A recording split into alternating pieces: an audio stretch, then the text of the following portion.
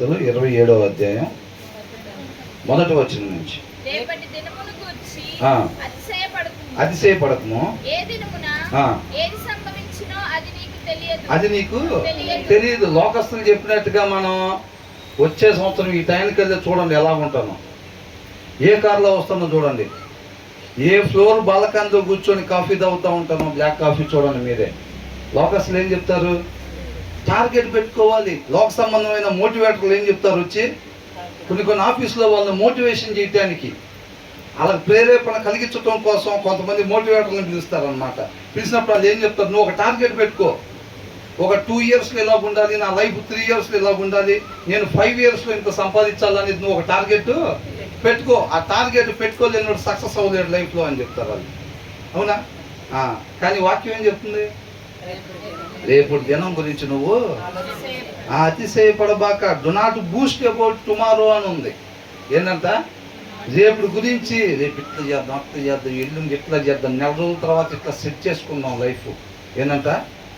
నెల రోజులకంట మన లైఫ్ ఇట్లాగా సెట్ అయిపోవాలి. సంవత్సరానికి ఏం లేదు, ఇంకెట్లా ఉండాలి, అట్లా ఉండాలి అనేది అనుకోబాక. ఎందుకని? ఇటు చూడాలండి అందరూ. ఎందుకని? మాట్లాడాల్సిన మాట మాత్రమే మనం మాట్లాడాలి అని అంటే, ఆ మాటను ఎవరు పలికించాలి? దేవుడు పలికించాలి. సిస్టర్ వాళ్ళకి ఎన్నబడుతుంది బాగా. కొద్దిగా ముందుకు వేసుకోండి సిస్టర్, లేకపోతే కొంచెం ముందుకు వేసుకోండి. అందరూ నీళ్ళలో ఉన్నారు కానీ బ్రదర్ సిస్టర్కే ఎన్నబడుతుంది కదా. అయితే మనిషికి ఆలోచనలు అనేకం అంట, మాటలు అనేకం ఉంటాయి అన్నమాట. ఇట్లా మాట్లాడదాం, అట్లా మాట్లాడదాం, అక్కడికి వెళ్ళిన తర్వాత ఇట్లా చక్రం తిప్పుదాం, అట్లా చక్రం తిప్పుదాం అనుకుంటారు. అవునా? కాకపోతే మనం మాట్లాడాల్సింది మాత్రమే ఆయన చిత్తానుసారంగా ఉండటానికి ఏ మాట మాట్లాడాలో అది మాత్రం ఎలాగలా బతకటం కాదండి, బ్రతకాల్సిన రీతిగా మాత్రమే బ్రతకాలి. ఈ క్షణం నేను ఎలాగుండటం ఆయన ఇష్టపడుతున్నాడో, ఈ దినం నేను ఎలాగుండటం ఆయన ఇష్టపడుతున్నాడు, ఈ దినం నా ద్వారా ఏ కార్యాలు చేయాలని ఆయన కృపను బట్టి నన్ను సజీవునిగా ఉంచాడో ఆ రీతిగా మాత్రమే నేను ఈ దినాన్ని గడపాలి అని దుప్పి నీటి వాగులు కొరకు ఆశపడినట్టుగా ఎవరైతే ఆశపడతారో వాళ్ళని ఆ రీతిగా మాత్రం ఉండేటట్టుగా ఆయన నడిపిస్తాడు. మనం వెళ్ళాల్సిన ప్రదేశానికి మాత్రమే వెళ్ళేటట్టుగా, ప్రవర్తించాల్సిన రీతిగా మాత్రమే ప్రవర్తించాలి, మాట్లాడాల్సిన మాట మాత్రమే మాట్లాడాలి, నేను చూడాల్సిన రీతిగా మాత్రమే చూడాలి మనుషుల్ని అని అనుకుంటే దాన్ని దయచేయాల్సింది దేవుడు మాత్రమే. ఏదో ఒకటి మాట్లాడాలంటే దేవుడితో పనేమీ లేదు. కాకపోతే ఆయన మాట్లాడిచ్చిన మాటను బట్టి పరిస్థితులు మారిపోతాయి. అవునా? అక్కడికి వెళ్ళిన తర్వాత దొంగతనం చేసింది నువ్వేనంటే, అవును నేనేనండి అంటే ఏమైంది? వీళ్ళు తీసుకెళ్ళి లోపల వేయండి అంటారు. అవునా? నేను కాదండి అని అంటే ఇన్వెస్టిగేషన్కి లోపల వేయకుండా బయట ఉంచుతారు. పరిస్థితి ఎలా ఉంది అక్కడ?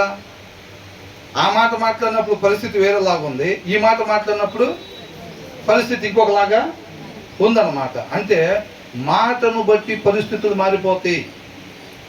ఆయన ఏ సమయంలో ఏ మాట మాట్లాడిస్తాడు, ఏ సమయంలో ఎలాగ మన ద్వారా ప్రవర్తింపజేస్తాడు మనకి తెలియనప్పుడు రేపు ఇలాగుందాం అలాగుందాం మనం ఎలాగనుకుంటాం? అవునా? మన చేతిలో ఉందా ఏమైనా? ఈ భూమి మీద ఉన్న ఏ మనిషి చేతిలో కూడా లేదు. ఉండాల్సిన రీతిగా మాత్రమే ఉండాలంటే మన ద్వారా ఆయన కృపను బట్టి మనం రక్షించుకున్నాడు. ఏ సత్కార్యాలు మన ద్వారా ఆయన జరిగించాలని ఇష్టపడి మనం సృష్టించాడో మనకు తెలుసా? మనకి తెలియదు. ఆయన నోటి నుంచి వచ్చిన మాట అంతా ఆయన చిత్తాన్ని నెరవేర్చుకున్న వెనక్కి తిరగదు. ఆయన అల్మర్లో పెట్టి మనం నడుద్దాం అని చిత్తానుసారంగా అనుకుంటే ఏ ఒక్క కార్యం కూడా జరగదు. ఆయన నామాన్ని మనం క్రీస్తువుని మహింపరచలేమన్నారు. అర్థమవుతుందండి? కాబట్టి నిత్యము ఆయన వాక్యం మన హృదయంలో ఉన్నట్లయితే ఆ మాట మనం ఎక్కడెక్కడికి వెళ్ళాలి, ఎవరితో మాట్లాడాలి, ఎవరి దగ్గర ఎలాగా ప్రవర్తించాలి, ఎవరి దగ్గర ఎలాంటి చూపు కలిగి ఉండాలి, ఎలాంటి మంచి మాదిరి కలిగి ఉండాలో ఆ మాట నడిపించింది అనమాట. అడ్రస్ తెలిసింది ఆయనకి, వాక్యం అయి ఉన్న దేవుడికి. ఆయనకి తెలుసా లేదా ఏ కార్యాలు మన ద్వారా జరిగించాలని ఆయన ఇష్టపడ్డాడు? ఆయనకి తెలుసా లేదా? ఆయనకి తెలుసు. మా నాన్నకి తెలుసా నా గురించి?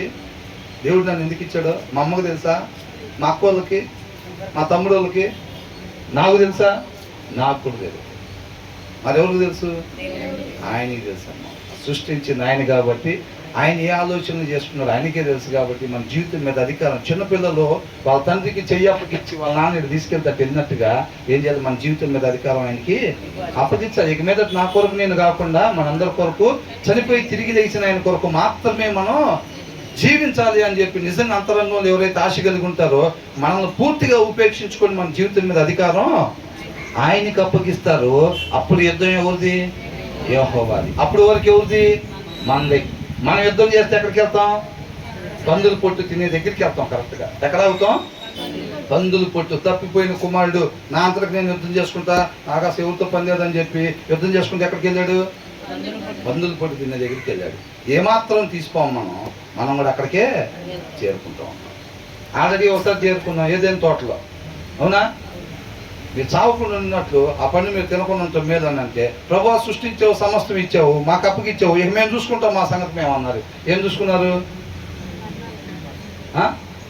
శుభ్రంగా తండ్రికి దూరం అయిపోయి మరణాన్ని తెచ్చుకొని ఎటు పోవాలో మళ్ళీ జీవం దగ్గరికి వెళ్ళాలంటే దారి తెలియక దిక్కు తోస్తున్న స్థితిలోకి వెళ్ళిపోయాం. మనం అంత బాగా యుద్ధం చేస్తాం అన్నమాట. మనం ప్రతి ఒక్కరు యుద్ధం వీళ్ళే నాశనాన్ని. అర్థమైందండి? ఇక చాలు మనం యుద్ధం చేసింది. మన జీవితం మీద అధికారం ఆయనకి అప్పగించుకోవాలి. అప్పగించుకుంటే ఆయన యుద్ధం చేసి జయాన్ని మనకి అప్పగిస్తాడు. మన జీవితం మీద అధికారం ఆయనకి ఇటువంటి ఇక్కడ మోకాలు వేసి నోటితో ఒప్పుకొని బైబిల్ తీయకుండా ఉంటాం కాదండి. క్రియ ద్వారానే ఆయన నమ్ముతాడు. క్రియలు ఉన్న విశ్వాసం అబ్రహాం విశ్వాసం, క్రియలు లేని విశ్వాసం దెయ్యాల విశ్వాసం యాకోబు రాసిన పత్రికలో ఉంది. అర్థమవుతుందండి? మన నోటి మాట ప్రభువా నిన్ను ప్రేమిస్తున్నానని చెప్పి ఆయన ఆజ్ఞలు గైకొనకపోతే వాళ్ళు ఎవరంట? అబద్ధికులు. అవునా? ఆయన అంటే ఇష్టపడుతున్నాను, నేను ఆయన ఎరిగి ఉన్నాను, ఆయన ఎరిగి ఉన్నాను అంటే ఆయన ఆజ్ఞలు గైకొన్నవాడే ఆయన ఎరిగి ఉన్నవాడు. అర్థమవుతుందండి?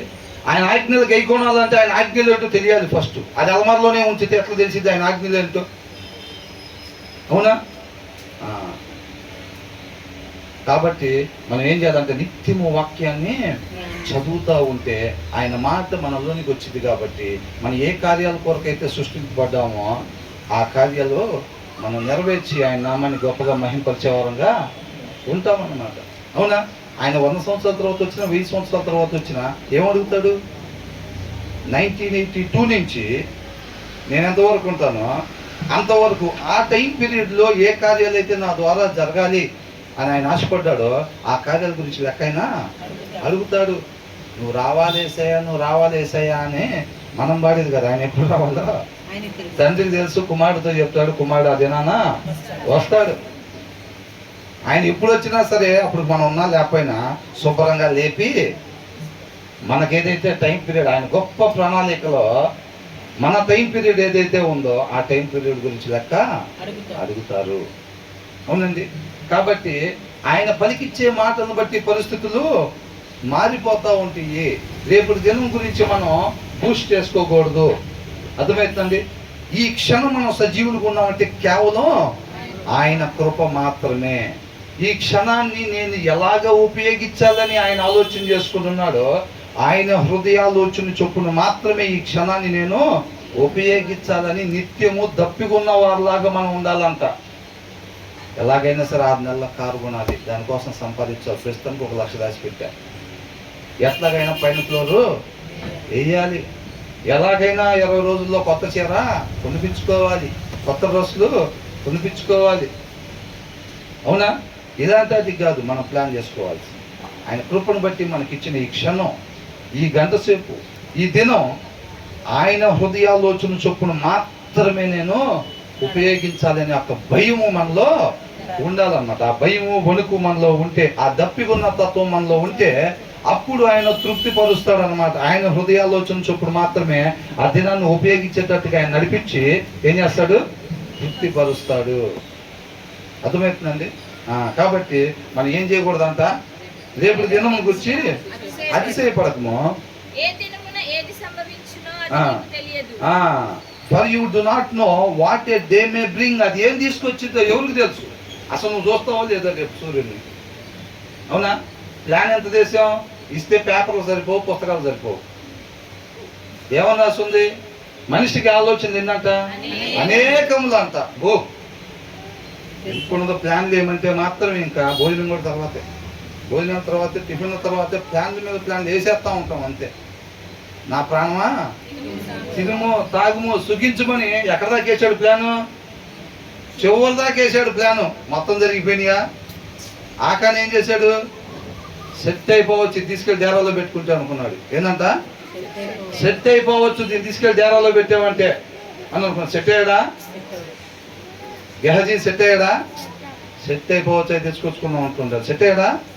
ఏం లేదు, భ్రమ కలిగిస్తాడు. అట్లా కనుక ఎన్నమ్మలాగా భ్రమ కలిగిస్తాడు. నువ్వు నీతి తప్పేవంటే సెట్ చేస్తాను అంటాడు అంతే. నువ్వు తప్పగానే ఏముండదు, అక్కడ నీళ్ళు ఉండవు ఏముండవు. ఏసై దగ్గరికి వచ్చి ఏం చూపిస్తున్నాడు? లోకం మొత్తం ఇట్లా చూపించి హైరేజ్ బిల్డింగ్లు అయ్యన్నీ చూపించి ఒక్కసారి నువ్వు నా ముందు మోకరిల్లావంటే మొత్తం ఇచ్చేస్తాను. అవునా? ఒక దినాన్ని మొత్తం ఏసై దగ్గరికి ఇచ్చేది తండ్రి కూడా. ఆయన విశ్వాసం ద్వారా ముందుకెళ్ళాడు అన్నమాట, జయించుకోగలిగాడు. అవునా? ఈ మోకరిల్తో మొత్తం వచ్చిందంట. ప్రస్తుతానికి దీని మొత్తానికి అధికారి ఆయనే కాబట్టి మోకరిల్తో అయిపోయింది. ముందుండే పరిస్థితి అది. విశ్వాసి పరిస్థితిని బట్టి కాకుండా విశ్వాసం ద్వారా మాత్రమే ముందుకి సాగాలి. మనకి మంచి మాదిరి యేసే అన్నమాట. అవునా? క్వశ్చన్ పేపర్ మొత్తం ముందే చక్కగా ఇచ్చేసాడు. ఎలాగుండాలి, ఎటు చూడాలి? పునాదులు కలిగిన పట్టణం వైపు మాత్రమే చూడాలి. వాడు జగజగ జిగిజిగేని మన స్టేజ్ మీద పెట్టే లైటింగ్లు ఉంటాయి చూసావా? కొన్ని ఎర్రవి, కొన్ని పసుపువి, కొన్ని బులువి పెడతారు కదా. అట్లా లైటింగ్లు పెట్టి ఎన్ని సేమ్ ఆడిస్తూ ఉంటాడు అనమాట. అర్థమైందండి? చేపలు పట్టి వాడు ఎర్నాడిచ్చినట్టుగా ఏం చేస్తాడు? మనం రక్షణ పొందక ముందు ఏ విషయాల్లో బలహీనంగా ఉన్నామో, కొంతమందికి ఏంటి బలహీనం? సినిమా పాట వినపడితే షివరింగ్ వచ్చేసి, కొంతమంది సీసా కంటి ముందు కనపడితే ఏమైతే షివరింగ్ వచ్చేసింది. కొంతమంది సీరియల్ ఎన్నమావులు అనే టైటిల్ పక్కింటి కిటికీలో నుంచి వినపడంగానే ఇలా షివరింగ్ వచ్చేసింది. బాప్తిసం తీసుకోకముందు ఇల్లు ఇవన్నీ చూసుంటారు ఇల్లు. అర్థమైందండి? వాడు వేరే బొమ్మ తీసుకొచ్చి ఆడిది అక్కడ వాడు ఏం చేస్తాడు? ఆ సీరియల్ వినపడేటట్టు చేస్తూ ఉంటాడు ఎక్కడికన్నా పోయినా. అర్థమవుతుందండి? నువ్వు ఎక్కడి నుంచి హైదరాబాద్ పోదామని బస్సు ఎక్కగానే శుభ్రంగా సినిమా పెడతారు నీకు నచ్చింది. అట్లాంటి ఎర్రేసి ఆడిస్తూ ఉంటాడు అనమాట. ఇప్పుడు కొన్ని చేపలకి ఎర్రలు ఇష్టం అండి, కొన్ని చేపలకి పిండి ఇష్టం. పిండి ఇష్టమైన చేపల దగ్గర ఎర్ర ఆడిస్తారా? అవి పడతాయా? అట్లాగా ఏ చేపలు పిండి ద్వారా పట్టాలో వాటి దగ్గర పిండిని ఆడిస్తూ ఉంటారు. నువ్వు ఏ విషయాల దగ్గర నువ్వు సరి చేసుకుని బాప్తిసం తీసుకున్నావో వాటిని తీసుకొచ్చి ఆడిస్తూ ఉంటాడు. మందు అలవాటు ఉన్న వాడికి సిగరెట్ తీసుకొని ముందు పెట్టినా కానీ పెద్ద పట్టించుకోకపోవచ్చు. ఎందుకు? ఆయన దేంట్లో బలహీనత? మందులో బలహీనత ఉన్నాడు. అవునండి? వ్యభిచారానికి సంబంధించి స్త్రీలను లేకపోతే స్త్రీల విషయంలో అయితే పురుషులను తీసుకొచ్చి ముందు పెట్టి ఇచ్చినా కానీ వాళ్ళు ఏం పెద్దగా పట్టించుకోరు, పడిపోరు. ఆ సీసా తీసుకొచ్చి ముందు పెడితే ఏమవుతాడు? శివలింగం అయిపోతాడు. అవునా? కొంతమంది సినిమాలు వాళ్ళ ముందు మందు పెట్టి ఏం పట్టించుకోరు అసలు. కానీ ఒక సినిమా తీసుకొచ్చి పెడితే ఏమైంది? శుభం అని పడింది చూసారా లాస్ట్లో? అప్పుడు దాకా కళ్ళు అప్పుకొని శుభ్రంగా చూసుకొని తర్వాత కళ్ళు నలుపుకొని వెళ్ళి కొనుక్కుంటారు. ఏసా క్షమించాయా? అట్లాంటివి తీసుకొచ్చి ఆడిస్తాడనమాట. మనం దాన్ని ముందుగానే ఎరుగుండి ఆయన క్వశ్చన్ పేపర్ మన ముందు పెట్టాడు. అపవాది అంబుల పొదిలోని బాణాలు ఇవన్నీ అవుతుందా? ఈ తీసుకొచ్చి మీ ముందు ఆడిస్తూ ఉంటాడు. జాగ్రత్త, క్వశ్చన్ పేపర్ ముందే చక్కగా సామెతల ద్వారా ఆయనకి జ్ఞానాన్ని మనకి తెలియపరుస్తూ ఉన్నాడు. మీరు లోకంలోకి వెళ్ళినప్పుడు ఏ పరిస్థితులు ఎదురవుతాయి, వాడు ఏ వలలు పెడతాడు, ఏ బాణాలు వేస్తాడు మీకు అని ముందుగానే మనకి తెలియపరుస్తూ ఉన్నాడు. మనుషేసాలు చూడంగానే ఏం గుర్తు రావాలి? విషసర్పం. అది చివరికి ఏం చేసిందంట? కాటు వేసి. అవునా? వేసి చూడగానే ఏంటి? నీట్గా రెడీ అయిపోయి బస్ స్టాండ్ దగ్గర అబ్బాయిలు కానీ అమ్మాయిలు కానీ ఉంటే మనకేం గుర్తు రావాలి? జుట్టు భలే ఉంది, ముక్కు భలే ఉంది, మూతి భలే ఉంది, అదేనా? ఏం గుర్తు రావాలి? లోతైన గొయ్యి. అది నీట్గా టక్ ఇట్టు చేసుకుని బస్ స్టాండ్ కాడ ఎవరిని కనపడితే అక్కడ గొయ్యి ఉంది, అది బాగుంది, మ్యాన్ హోల్ ఉంది, పక్క నుంచి ఎవరిని అంటారు చూసారా? అలాగనమాట. అర్థమవుతుందండి? అట్లాగా ఇవన్నీ కూడా చక్కగా ఆయన కృపను బట్టి ముందుగానే మనకి తెలియపరుస్తూ ఉన్నాడు అనమాట. కాబట్టి రేపటి దినం గురించి మనం ఏం చేయకూడదంట? అతిశయపడకూడదు. అర్థమవుతుందండి? ప్రతిదీ కూడా ఆయన నడిపింపు ప్రకారంగా, ఆత్మ నడిపింపు ప్రకారంగా మాత్రమే మనం నడుచుకునే వారంగా ఉండాలి. కాబట్టి మనం ఏం చేయాలంటే నిత్యము వాక్యము చదువుతూ ఉన్నట్లయితే ఆయన ఎక్కడెక్కడికి నడిపిస్తాడో, ఏ రీతిగా మాట్లాడిస్తాడో వాటిని మాట్లాడి ఆయన మహింపరిచే వారంగా మనం ఉండాలి తప్ప లోకస్తులు చెప్పినట్టుగా, మోటివేటర్లు చెప్పినట్టుగా ప్లాన్లు వేసేసుకొని టార్గెట్లు పెట్టుకొని మనం అలా ఉండటానికి వీలు లేదు. ఆత్మీయతకి లోకానికి పూర్తిగా ఎలా ఉంటుంది, ఆపోజిట్ గా ఉండిద్ది అనమాట. అర్థమవుతుందండి. ఈ రాసుకోకుండా హృదయం మీద ఈ రాసుకుందాం అనుకోండి, శుభ్రంగా తీసుకెళ్లి చేరుస్తాయి కళాయి దగ్గర. ఎక్కడ? కళాయి దగ్గరికి. ఏం లేదు, ఇంకా ఇట్లా తీసి పునుగులు ఇట్లా వేస్తూ ఉంటారు కదా, అక్కడ చేతి తీసుకెళ్ళి అక్కడ ఆపుతాయి కరెక్ట్గా. అవి రాసుకుందాం అంటే హృదయంలో. ఈ రాసుకుంటే ఎక్కడ ఆపుతాయి?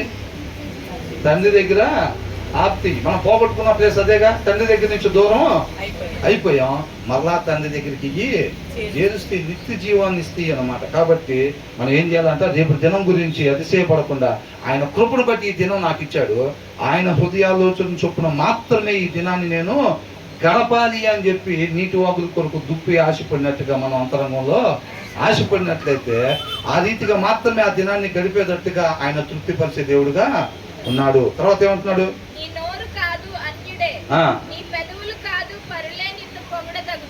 మనం నుంచున్నామంటే సాక్ష్యం, బ్రదర్ సాక్ష్యం చెప్తాం బ్రదర్ అని అంటారు.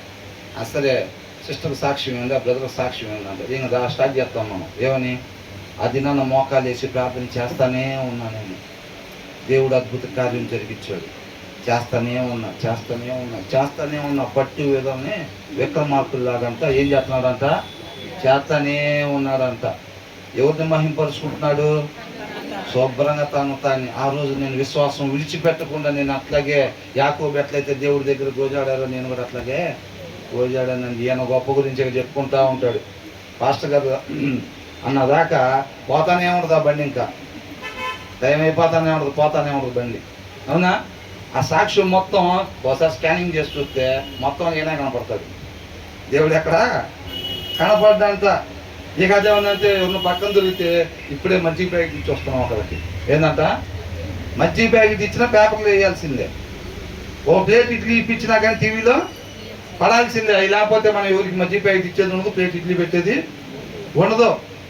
మనం కుడి చేతి ఇస్తే ఎడం చేతికి కూడా అలాగే ఇవ్వాలన్నమాట. అప్పుడు మనం దానికి సంబంధించిన బహుమానం అక్కడ సిద్ధపాటు అయ్యి ఉండదు. నువ్వు ఎప్పుడైతే జనాలు చూసేటట్టుగా లోపలికి వచ్చిన బ్రదర్ స్టేజీ మీద ఇస్తే ఎప్పుడైనా జనం మొత్తం చూస్తారు, మనం ఇచ్చేవాళ్ళు అనుకుంటారని చెప్పి ఇస్తావో, ఇక నీకు దానికి సంబంధించిన ఫలం ఏం లేదు, రావాల్సింది ఇక్కడ నీకు వచ్చేసి. నువ్వు అనుకున్న జనం చూడాలనే కదా, జనం చూసేది ఇక అంతటితో సరిపోయింది, ఇక నీకైతే ఏమీ రావాల్సింది లేదని. కాబట్టి ఇక్కడ ఏంటంట, నీ నోరు కాదు, మన నోరు కాదంట మన గురించి అంట. నేను ఇట్లా చేశా, అట్లా చేశా, అప్పట్లో నేను ఇట్లాగా, ఇప్పటికైనా అసలు ఏమాత్రం తీసుకోను.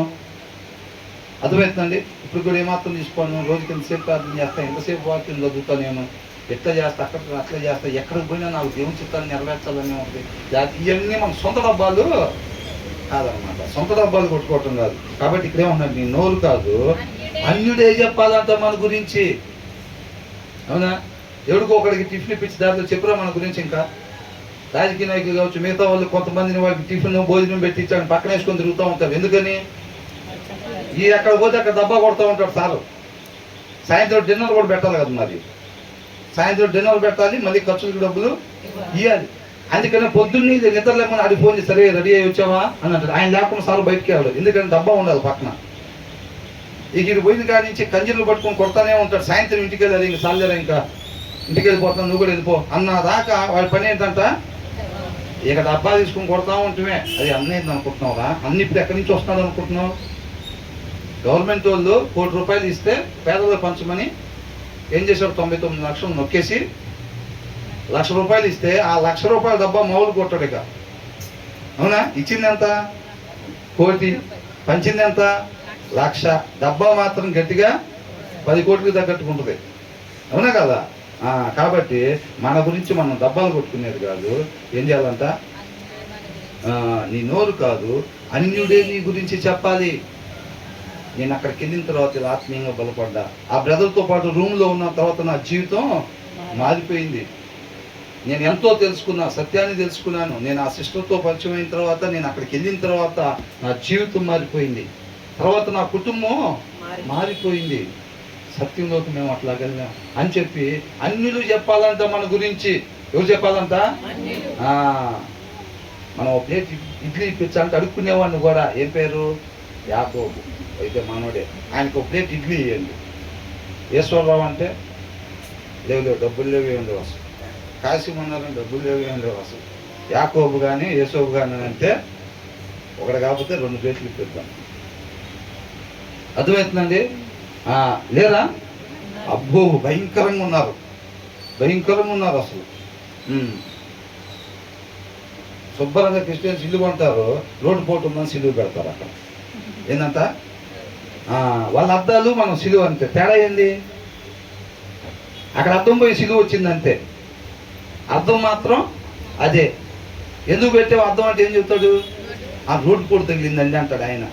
నువ్వెందుకు పెట్టావు బాబు సిలువ అంటే ఏం చెప్తాడు?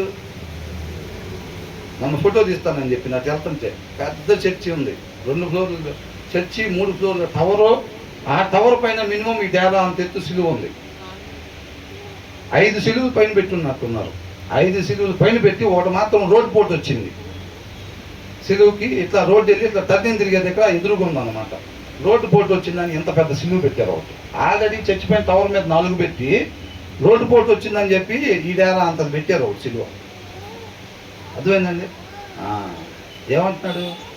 నా మాట మీలో లేకపోతే, నేను చెప్పినట్టుగా మీరు నడుచుకోకపోతే నేను మీతో పాటు రాను అని అంటున్నాడు.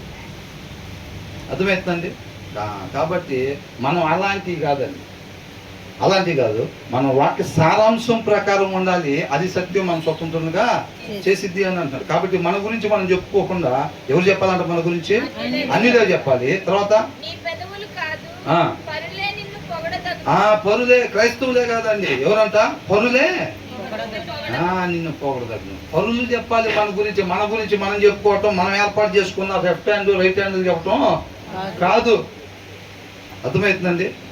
అది. కాబట్టి మన గురించి ఇతరులు చెప్పేది దాన్ని, ఆ సాక్ష్యాన్ని దేవుడు పరిగణలోనికి తీసుకుంటాడు తప్ప మన మైకి తీసుకొని నేను ఆ దినాన్ని ఇట్లా కనుక్కున్నా, ఇట్లా చేశా, విశ్వాసంతోనే ఉన్నా, ఆ దినం మొత్తం ప్రార్థన చేస్తానే ఉన్నా, నేను ఎట్లా చేశా అట్లా చేశా, మన గురించి మనం శుద్ధి చెప్పుకుంటా ఉంటే అది దేవుడు శుద్ధి కింద తీసుకుంటాడు తప్ప సాక్ష్యం కింద తీసుకోడు. సమస్తం ఆయన నామాన్ని మహింపరిచేగానే ఉండాలి. తర్వాత ఏమంటున్నారు? మొదటి వచనంలో ఏం చూసామంటారు? రేపు దినం గురించి అతిశయపడకూడదు. అది ఆయన కృపను బట్టి మనకి ఇచ్చినప్పుడు, ఆయన హృదయాలోచన చొప్పుడు మనం నడుచుకునేటట్టుగా ఆయన ఆత్మ నడిపింపుని కోరుకోవాలి. 2వ వచనంలో ఏమనుంది? మన గురించి మనం గొప్పలు ఎప్పుడు చెప్పుకునే వాళ్ళం కాదు. హ్యూమిలిటీ, మనం ఎలా ఉండాలి? మనం పూర్తిగా ఉపేక్షించుకునే వారికి ఉండాలన్నమాట. అప్పుడే ఆయన నామాన్ని గొప్పగా, దావీదు ఎలాగంట ఎక్కడైనా తైన స్థలాల్లోకి నడిపించాలి. అప్పుడు మనం దగ్గరంత లోతుగా మనం తగ్గించుకోగలగలం. ఏం చేయాలి? యేసయ్య ఎంత ఎత్తుంటాడంటే, ఎక్కడ ఉంటాడంటే ఏం చెబుతాం? 1000 మీటర్లో ఉంటాడు, 10,000 మీటర్లో ఉంటాడని చెబుతామా? ఆయన అసలు వర్ణించలేము, అంతటి వాడు ఆయన. అవునా? ఎంతగా తగ్గించుకున్నాడు? శిష్యులు పాదాలు గడిగేంతగా తగ్గించుకున్నాడు. కాబట్టి అంతగా హెచ్చింపబడ్డాడు. మనం కూడా ఏం చేయాలి? మనల్ని 0 చేసుకోవాలి. మనలో యేసే మాత్రమే కనపడేటట్టుగా మనం ఎప్పుడైతే 0 చేసుకుంటామో ఆయన అంతగా మనల్ని వాడుకునేవాడుగా ఉంటాడు అన్నమాట. 3 దాంట్లో ఏమంటున్నారు?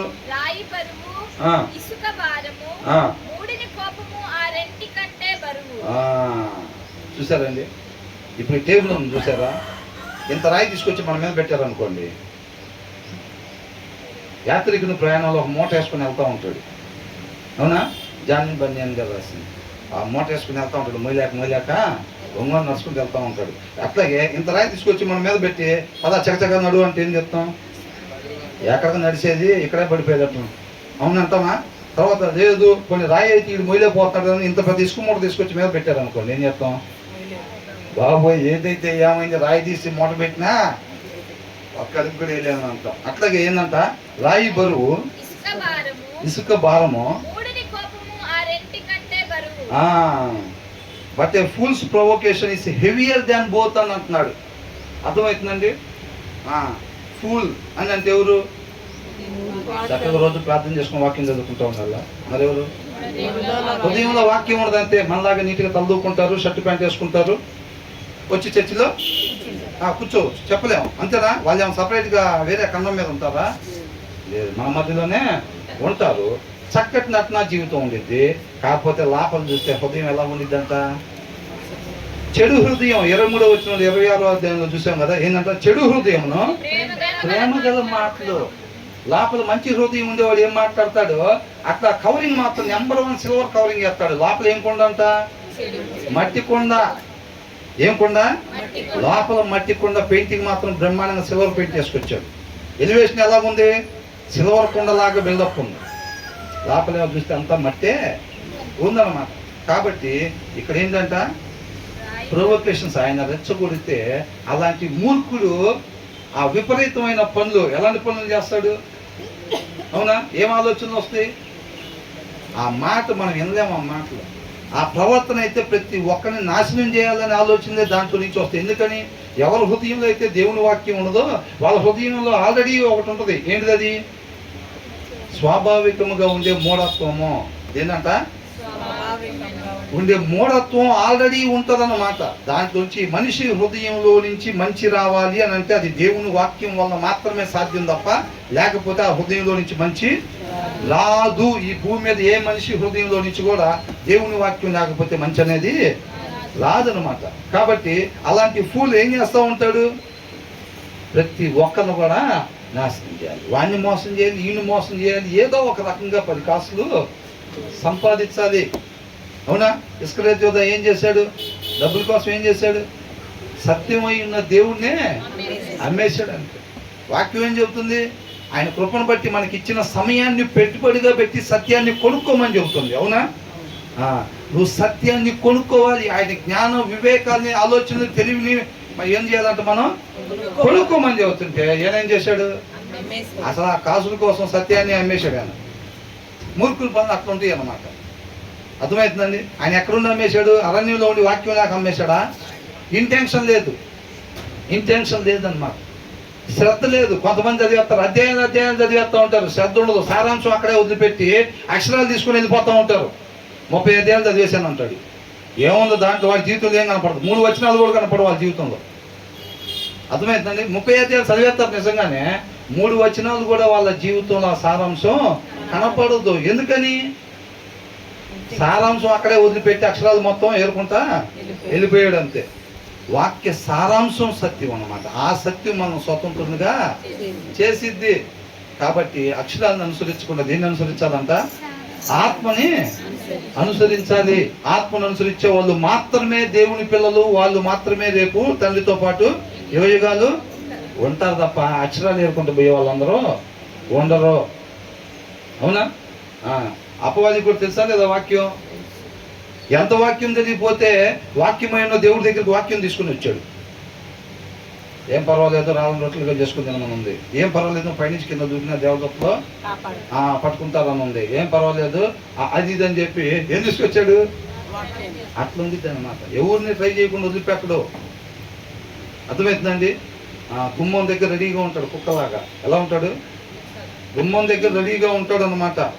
ఎవడు హృదయంలో వాక్యం లేకుండా, పేరు ఏదైనా కావచ్చు, బాప్తిసం తీసుకుని ఎన్ని సంవత్సరాలు కావచ్చు, వాక్యం చెప్పేవాడైనా కావచ్చు, వాక్యం వినేవాడైనా కావచ్చు. వాక్యం చెప్పేవాళ్ళు పడిపోలేదండి. ఈ కాలనీలోనే ఉంటాడు. లాస్ట్ టైం చెప్పా, మాకు వివాహం చేశాడు ఒక ఆయన. నేను మరలా తప్పకుండా మీ దగ్గరికి వస్తాం పాస్టర్ గారు అని అన్నా.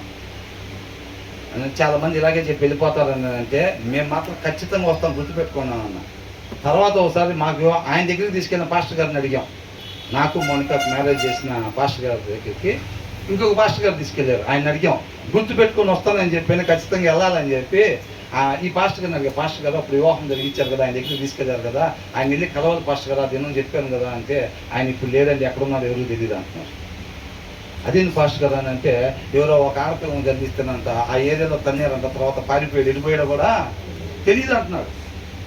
నాకు ఇంచుమించు తర్వాత ఒక 13-14 సంవత్సరాల తర్వాత ఈ కాలనీలోనే కనపడ్డాడు ఆయన. ఈ కాలనీలోనే కనిపించాడు. అర్థమవుతుందండి? అంటే వాక్యం చెప్పేవాళ్ళు పడిపోరా, బ్రహ్మాండం చెబుతూ ఉంటారు. కాకపోతే వ్యక్తిగత సహవాసం దేవునితో లేకపోతే పడిపోవటమే. ఏ విషయంలోనూ బల్ల గుద్ది చెబుతూ ఉంటావు, ఆ విషయంలోనే పడిపోతావు.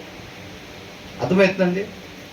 మన వ్యక్తిగత సహవాసం ఆయనతో ఉండాలి. నువ్వు 3 చోట్ల చెబుతావో 15 చోట్ల చెబుతావో కాదు, వ్యక్తిగతంగా ఆయనతో సహవాసం లేకపోతే, ఆ చెట్లు అంటుకట్టబడి లేకపోతే ఆ సారం మనలోనికి రాదు. బలం అక్కడే ఉంటుంది. మోసే కర్రలో ఏమీ ఉండదు, దావీదు కాళ్ళల్లో ఏమీ ఉండదు.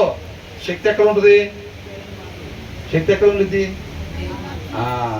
రక్షణ యెహోవా యొద్ద నుంచి మాత్రమే వచ్చిద్ది. అర్థమవుతుందండి? వేరే దగ్గర నుంచి రాదు. కాబట్టి అందరి హృదయాల్లో దేవుని వాక్యము ఉండాలి. కాబట్టి ఏమని అంటున్నాడు? వాక్యం లేకపోతే ఆ మూర్ఖులు చేసేది సమస్తం కూడా నాశనమే. నీతిమంతుడు మాట అంటే ఏంటంట? జీవపు ఓట. అది వాళ్ళలో జీవాన్ని నింపిద్ది. ఆ మాట ఎవరైతే వింటారో వాళ్ళలో కూడా జీవాన్ని కలిగించిద్ది. మూర్ఖుని మాట మరణపు ఓట. అది వాడికి మరణాన్ని తీసుకొచ్చింది. వాడు ఏం చేస్తాడు? మాట్లాడకూడదు మాట మాట్లాడతారు, అది వాడు బుక్లో రాస్తారు. అట్ ద సేమ్ టైం ఆ మాట విన్నవాడు వాడు కూడా నేర్చుకుంటాడు. ఎక్కడ నేర్చుకొస్తారు పిల్లల మాటలు? తల్లిదండ్రులకు ఎదురు తిరగటం, తప్పుడు మాటలు మాట్లాడటం, అవన్నీ శుభ్రంగా వెళ్ళి ఉదయాల్లో వాక్యం లేని వాళ్ళ దగ్గర మొత్తం శుభ్రంగా నేర్చుకొని వస్తారనమాట. అవి వచ్చి ఇంటి దగ్గర మాట్లాడుతూ ఉంటారు. అవునా? అంటే ఏమైంది? వాడు ఎవరి దగ్గర నేర్చుకొచ్చాడో వాడు మాట్లాడేది కాబట్టి వాడు బుక్లో రాస్తారు. రేపు రోజున వాడికి నిత్య నరకాగ్ని ఉండేది. అది నేర్చుకుని వస్తాడు. చూసావా? వీళ్ళకి కూడా ఏమైంది?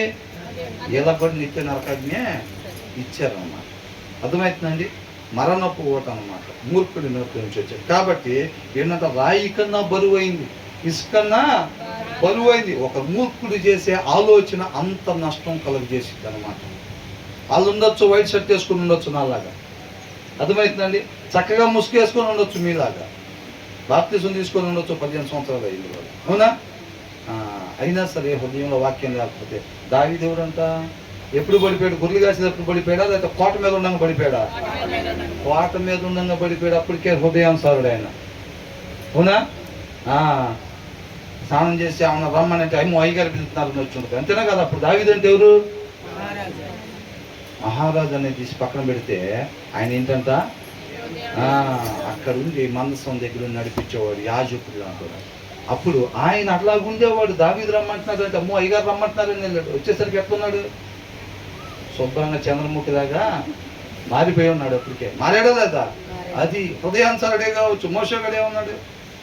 ఇంటి మొత్తంలో నమ్మకస్తుడు అంటే ఏం చేశాడు?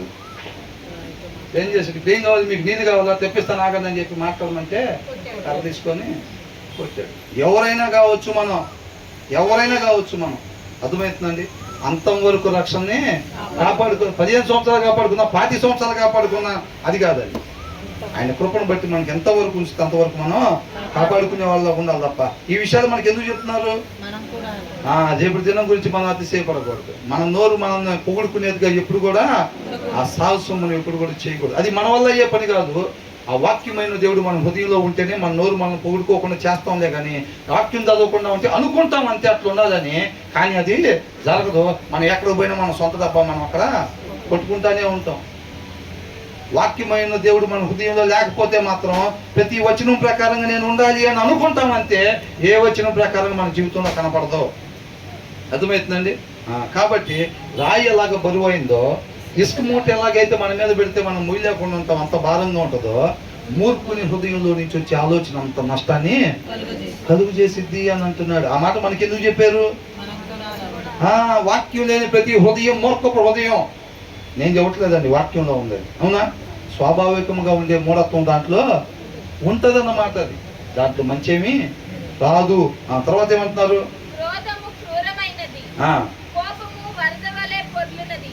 ఇప్పుడు కోపం ఉంటే అబ్బా నా మీద అందరూ కోపడతా ఉంటే బాగుంది అనుకుంటారు. ఎవరన్నా ఏమనుకుంటారు? అసలు నన్ను చూడంగానే అందరూ కోపడతాం, రాళ్ళు తీసుకొని కొడతా కొడితే బాగుందని ఎవరన్నా అనుకుంటారా? ఏమనుకుంటారంట? ఒక మనిషి తోటి సహోదరుని చేయి కోరుకుంటాడంట. అర్థమవుతుంది? దేవుని ప్రేమను కోరుకుంటాడు. ఆ దేవుడు ఏ రీతిగా మనలో మంచి లేకపోయినా మనం ప్రేమిస్తాడో ఇతరులు కూడా మనం అట్లాగా ప్రేమించాలని చెప్పి దేవుడి ప్రేమను కోరుకుంటూ ఉంటారు అన్నమాట అందరూ. అర్థమవుతుందండి? కాబట్టి ఇక్కడ ఏంటంట? క్రోధము క్రూరమైనది, సునామీ లాగా అన్నమాట. ఇప్పుడు క్రోధం అని అంటే ఎలా అంటే సముద్ర పదవులు వస్తూ ఉంటాయి, ఎగసెగసి పడుతూ ఉంటాయి. అది కోపం అనమాట, క్రోధం అనమాట. తర్వాత కోపం అంటే ఎలా ఉంటుందంట? సునామీ వచ్చి నీళ్ళు ముందుకు వచ్చి ముంచితే చూసారండి అట్లా. అంటే దాని నెక్స్ట్ లెవెల్ ఇది, దాని నెక్స్ట్ లెవెల్. అవునా? దాని తర్వాత ఏంటంట? దీంట్లో ఏమని ఇచ్చారంటే ఇక్కడ but who can stand before jealousy అని అంటున్నారు. చక్కగా భార్య భర్త ఇద్దరు పిల్లలు బండి మీద వెళ్తుంటే లోపల ఏమైంది?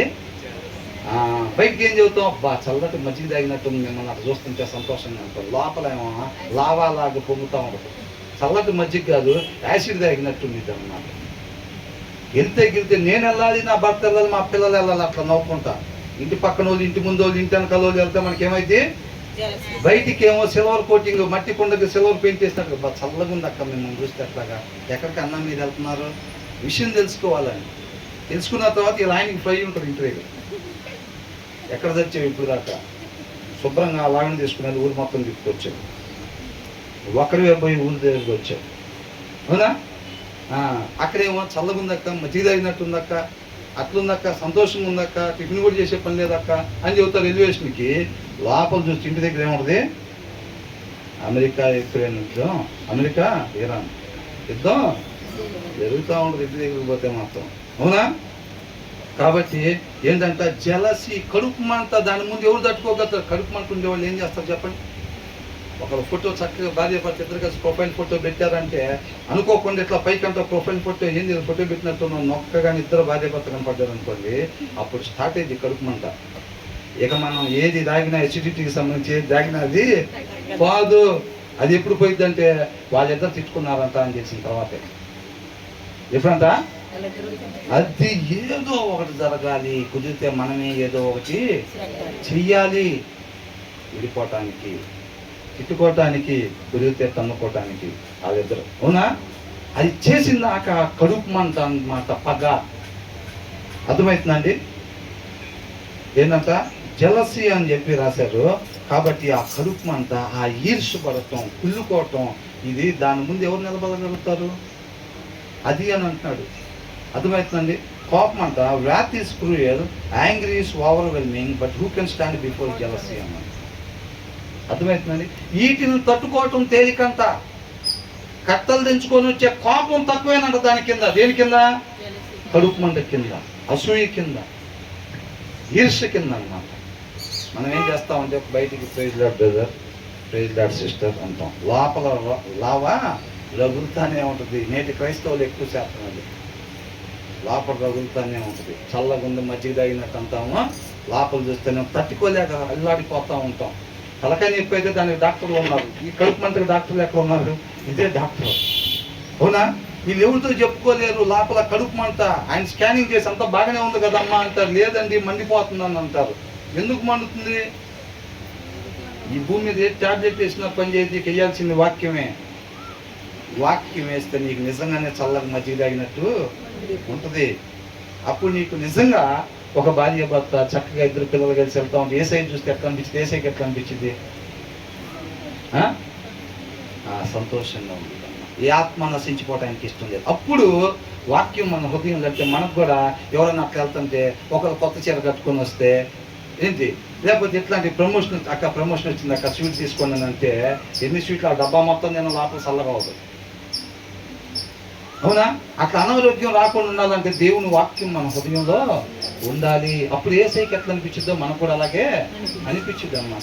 వాక్యం చదవకుండా ప్రతి దినం భక్తులు కాదనుకుంటారని చర్చిలకు వస్తూ ఉంటారు చూసారా, వాళ్ళకి ఆ కడుపు మాట తప్పదు. వాళ్ళ గురించి మనం ప్రార్థన చేయాలి. అవునా? అట్లా ఎంతమంది అయితే వాళ్ళకి భయంకరమైన వేదన, అది చెప్పుకోలేని రోగం. డాక్టర్ గారి దగ్గరికి వెళ్ళి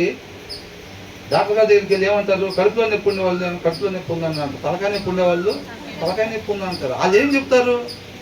వాళ్ళు ఎవరితో చెప్పుకోలేరు, ఎక్కడ చూపించుకోలేరు, మదన పడిపోయి అల్లాడిపోతూ ఉంటారు వాళ్ళు. అవునా? అట్లాంటి వాళ్ళు అందరి గురించి ప్రార్థన చేయాలి. ఎంతోమంది ఉన్నారు. అప్పుడు ఆయన చక్కగా ఆయన కృపను బట్టి ఆయన పాదాల చెంత చేర్చుకొని ఆయన వాక్యాన్ని లోపలికి మందుగా వేస్తారు. ఎప్పుడైతే వాళ్ళ హృదయంలో ఒక వాక్యం ఉండిద్దో అప్పుడు వాళ్ళు చక్కగా ప్రశాంతంగా వాళ్ళు ఉంటారన్నమాట. అప్పుడు నిన్ను వలే నీ పొరుగు వాళ్ళు, నేను నా భార్య నా పిల్లలు బండి మీద వెళ్తే ఎలాగనిపించిందో, ఇంటి పక్కన వాళ్ళు వెళ్ళినా ఇంటి వెనకాల వెళ్ళినా కానీ మనకు అదే ఫీలింగు కలిగింది. హృదయంలో వాక్యం ఉన్నప్పుడు సంతోషంగా అనిపించింది, చాలా ఆనందం అనిపించింది. అర్థమవుతుందండి? లేకపోతే హృదయంలో వాక్యం లేకపోతే మన పిల్లలు నవ్వినప్పుడే మనకు సంతోషం కలిగి, మిగతా వాళ్ళ పిల్లలు నవ్వినప్పుడు ఏమైంది? మళ్ళీ మంట స్టార్ట్ అయిపోయింది. హృదయంలో వాక్యం ఉంటే ఇంటి పక్కన పిల్లలు నవ్వినా మన పిల్లలు నవ్వినట్టే బాగుంది. అవునా? వేరే వాళ్ళు సంతోషంగా ఉన్నా మనం సంతోషంగా ఉన్నంత ఆనందంగా ఉంటుంది అన్నమాట. కాబట్టి ఆ జలసి మనం లేకుండా చూసుకోవాలి. భలే కవరింగ్ చేసుకుంటారు. ఇక్కడ ఉంది కదా ఏమని 23 దాంట్లో చెడు హృదయం ప్రేమ గల మాటలు పెదవులను కలిగి ఉండుట మంటి పెంకు మీద వెండి పూతతో సమానము. చర్చిలు నిండిపోతాయి, బయట చూస్తేనే అంత చీకటే. ప్రతి కాలనీలో స్ట్రీట్ లైట్లు ఎట్లయితే పెట్టారు, 6 తర్వాత వెలుగునియాలని చెప్పి దేవుడు మనల్ని కూడా ఆ కాలనీలో, ఆ ప్రదేశాల్లో, అపార్ట్మెంట్లో దేవుడు మనల్ని పెట్టండి సత్యాన్ని ప్రకాశింపజేయాలి మన జీవితం ద్వారా అని చెప్పి మనం ఏం చేస్తాం? వాక్యం చదవం, 2-3 బైబిల్ తేపో, క్రిస్మస్కో బైబిల్ తీసుకొచ్చి అలా పెడతా ఉంటాం. ఆరోగ్యం బాగుంటే దిండి కింద పెడతాం, ఇంకా తాగకపోతే గుండెల మీద పెడతాం. అవునా? దాన్ని తీసి మాత్రం చదవం. అర్థమవుతుందండి? కాబట్టి ఆ వాక్య సారాంశం సత్యం అన్నమాట. దాన్ని చదవాలి. గుప్త నిధి లాంటిది, అది తవ్వాలి. దాని దగ్గర గంట సేపు కూర్చొని కష్టపడాలి. ఆత్మీయ సోమరులాగా కాకుండా ఏం చేయాలంట? బైబిల్ తీసి చదవాలి, కష్టపడాలి. కాళ్ళు నొప్పులు లేకుండా ఉండవు. ఇతరుల గురించి మోకాలు వేసి ప్రార్థన చెయ్యాలంటే. తిట్టుండొచ్చు కాక మనం అంత ముందామా? ఆయన మనం కొట్టుండొచ్చు కాక. అవునా కదా? ఏసై కొడుతుంటే ఏమన్నాడు? మీ చేతులు పడిపోను అన్నాడా? ఏమన్నాడు? పాస్టర్ గారు కూడా కొంతమంది ఏంటంట, చర్చి మీద రాళ్ళు వేసాడు, వాడి కాలు ఇరిగిందంటే అమ్మయ్య నా ప్రార్థన దేవుడు ఆలోచించాడు. చర్చి మీద రాళ్ళు ఎత్తానంటే ఆయన కాలు తిరిగిపోయేటట్టు చేశాడు అని దేవుడు అక్కడ చేస్తాడా? అర్థమవుతుందండి? ఇప్పుడు సౌలు అట్లా చేశాడు. ఎంతోమంది కాలు ఎరగొట్టాడు, చేతులు ఎరగొట్టాడు. దేవుడు కూడా దగ్గర తీసుకుని కాళ్ళు చేతులు 2 ఎరగొట్టాడా? సౌలుకి పౌలుగా మార్చి కాళ్ళు చేతులు ఎరగొట్టాడా? ఏం చేశాడు? అనేక మందిని స్వస్థతపరిచేటట్టుగా చేశాడు. ఆయన కార్యాలు అందుకే ఆశ్చర్య కార్యాలు అన్నారు. తర్వాత ఏమంటున్నారు? కాబట్టి జలసి అని మనతో ఎందుకు చెప్పారు? క్రోధం కన్నా, కోపం కన్నా భయంకరమైందనంట. అర్థమవుతుందండి? రాయి కన్నా, ఇసుక మూట కన్నా సరే భారమైందని అంటున్నాడు. మూర్ఖుడి ఆలోచన అంత నష్టం చేసిద్దంట. అర్థమవుతుందండి? ఇక్కడ కూడా ఏమంటున్నాడు? జలసి ఎంత భయంకరం. ఏమైందండి? ఆఫ్టర్ ఆల్ ఇష్టపడుతున్నాం అంతేగా. మేము ఎవరిని తగలబెడతాం? మాలో మేము తగలబడుతున్నాం అంతేగా. మమ్మల్ని మేము తగలబెట్టుకుంటున్నాం అంతేగా. ఆఫ్టర్ ఆల్ కాదండి, అది దీనికన్నా భయంకరమైంది. చాలా నష్టం చేసింది. వాళ్ళంతూ చూసిందా వదిలిపెట్టదు. పగ అంటారు దాన్ని. ఇంకో దగ్గర కూడా వాడారు ఆ పదం, పగ. 30 ఏళ్ళు పోయినా, 70 ఏళ్ళు పోయినా సరే ఆ ఫోటో, ప్రొఫైల్ ఫోటో, వాళ్ళిద్దరూ నవ్వుతా దిగిన ఫోటో, దానికి ఆపోజిట్గా వాళ్ళిద్దరూ గొడవలు పడుతున్నట్లు కనపడాలి, చూడాలి. 70 ఏళ్ళైనా పోదు తెలుసా అది. ఆ జలసి అనేది 70 ఏళ్ళైనా ఎదురు చూస్తానే ఉంటుంది దానికి సంబంధించి. వాళ్ళిద్దరు తిట్టుకున్నారన్న వార్త అన్న చెవును పడాలి, లేకపోతే అలాంటి ఫోటో అన్న మన కంటి ముందు పడాలని చూస్తూ ఉంటారు అన్నమాట. అంత భయంకరమైన ఆ జలసి మనలో ఉండకూడదు. దానికి మందు కేవలం దేవుని వాక్యమే తప్ప ఇంకొకటి లేదు. మొదటి 2 వచనాలు ఒకటండి, 3-4 వచనాలు ఒక సామెత. 5వ వచనం ఏంటి?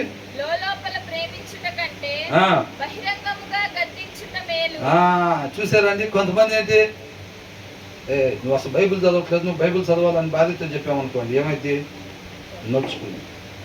మొన్న అనుకున్నాం ఏమని, ఉప్పు లేకుండా చేస్తే మర్చిపోయి ఫోన్ మాట్లాడుకుంటా వాళ్ళతో వెళ్తా, ఫోన్ మాట్లాడుకుంటూ ఉప్పు లేకుండా కూరను తీసుకొచ్చి పెట్టి ఫస్ట్ ముద్ద నోట్లోకి పాకముందు ఎలాగుంది బాధపడిద్దేమో అని చెప్పి ఏమంటారు? బ్రహ్మాండంగా ఉన్నాను. రేపు రోజు బయట వాళ్ళు వచ్చిన అట్టకి ఉప్పు లేకుండా ఉండేది, నవ్వులు పాలయ్యి. అవునా? దానికన్నా ఎలా ఉంది అని అడిగినప్పుడు ఉప్పు వేసావు, అసలు ఉప్పు లేదు దీంట్లో, చూసుకోవాలి అని అంటే మళ్ళీ చూసుకొని ఉప్పు వేసుకుంటే సరి చేసేది అనుకోండి. ఆ మాట చెప్పినప్పుడు కొద్దిగా నొప్పి కలిగినట్టు ఉంటుంది, నొప్పి కలిగినట్టుగా ఉండిద్ది. కానీ ఏం చేసిద్ది? చక్కగా ఉండటం నేర్చుకుంది. ఎవరు నొచ్చి పెట్టినప్పుడు ఏమంటారు? కట్టుకున్నావు కాబట్టి నువ్వు పోగొడతాం కాదు, ఎట్లా ఉన్నా సరే. పంచదార బోధ ఉప్పేసిన టీలో బాబా ఏం టీ ఏం కాఫీ, మన నోవోటల్కి వెళ్ళినప్పుడు ఆఫీస్ వాళ్ళతో తాగేది, కానీ అక్కడ కూడా ఎంత టేస్ట్ రావా. కాకపోతే మరి అట్లా చెప్పకపోతే కింద వచ్చిన వాళ్ళు ఉంది, గయ్యాలతో కాపురం అంటే ఎడ దగ్గరనే వాళ్ళు ఆగినట్టు అంటారు. దాన్ని ఆపుదామని ఎవరు చూస్తారంటే గాలిని పట్టుకున్నట్టు అంటారు. ప్రయాసం అర్థమే. గాలిని పట్టుకుంటామా? కింద పోయిన నూనె చేత్తో తీస్తే ఎట్లా ఉండేది? వచ్చింది ఎట్లాగా. గయ్యాల భార్యని ఆపుదాం అనుకోవటం అంతా అట్లాంటిది. గాలిని పట్టుకోవటానికి పడే ప్రయాసం అర్థం. అదే నువ్వు ఎదురుపోయావంటే నలిగిపోతావు, రోడ్లో కింద నలిగిపోయినట్టుగా. అది భార్య కావచ్చు, భర్త అయినా సరే. ఎవరంట? నా కుమారుడు అని చెప్పారు, మీకే చెప్పారు కాదు. నా కుమారుడా దొంగతనం చేయబాక అని అంటే, అయితే మేము చేయొచ్చు లేడీస్ గానా?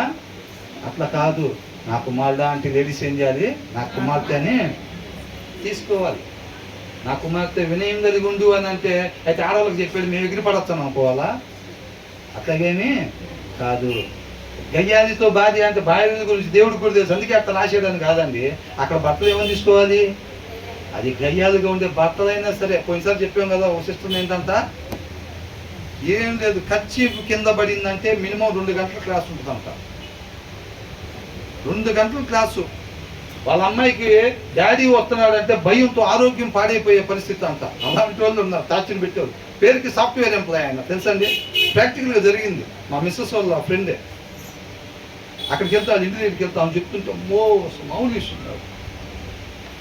అర్థమవుతుందండి. చెప్పాను కదా, మర్చిపోయారా మీరు? మా అమ్మ నాన్న వాళ్ళు వస్తున్నారు ట్రైన్కి, ఎట్లాగంటే నాకు ఇప్పుడు కుదరదు బస్ స్టాండ్కి వెళ్తానికి, సాయంత్రానికి టికెట్లు బుక్ చేసుకోమని ఇప్పుడు క్యాన్సిల్ చేసుకున్నాను అని. ఏంటంటే అత్తమామలు వస్తున్నారని నాకు ఇప్పుడు బస్ స్టాండ్కి వెళ్తే వెళ్తాను కుదరదు, సాయంత్రాన్ని బుక్ చేసుకోమని ఇప్పుడు క్యాన్సిల్ చేసుకున్నాను చెప్పాడంట. అసలు చూడండి ఏ లెవెల్లో ఉంటుందో. ఇంటికి వచ్చేసరికి పెద్దవారు వాళ్ళ నాన్న తోసేసాడంట గదిలో నుంచి బయట. నిజంగా జరిగింది ఇది మొత్తం. ఎవరు దోసేశారు? గయ్యాలు భార్య దోసేసిందా, భర్త దోసేసాడా? భర్త. అర్థమైందండి. దేవుడి దృష్టిలో స్త్రీ పురుషులు ఇద్దరు సమానమే. ఒక్క పాయింట్ కూడా ఎక్స్ట్రా లేదు. ఒక్క పాయింట్ కూడా ఎక్స్ట్రాగా లేదు. అది నిన్ను వదే నీ పొరుగువారిని ప్రేమించాలి. నా మాట విని ఎవరైతే దాని ప్రకారంగా నడుచుకుంటారో వాళ్ళు బండ మీద ఇల్లు కట్టుకున్నట్టు అన్నారు తప్ప, పురుషులు ఎట్లాగా స్త్రీలు అయితే ఎట్లా నడుచుకోండి అట్లా ఎక్కడ కూడా దేవుడు వేరు చేసి మాట్లాడలేదు. అర్థమవుతుందండి. కాబట్టి ఏంటంట, లోపల మందు తాగేవాడు అబ్బాయి అయితే వాడు మందు తాగి ఆనందంగా ఉంటాడు, మందుకు డబ్బులు లేక బాధపడుతున్నాడు అని తల్లి ఏం చేసింది, సైలెంట్గా డబ్బులు తీసి ఇచ్చింది. అవునండి. లోపల ప్రేమిస్తారు. అదే ఉప్పు లేదంటే బాధపడిద్దేమో అని చెప్పి ఏమంటారు, సూపర్గా ఉందని అంటారు. రేపు నవ్వులు పోలేదు భార్య. అట్లాగే ఏం చేయకూడదంట, ఇక్కడ వచ్చిన ఏం రాస్తుంది,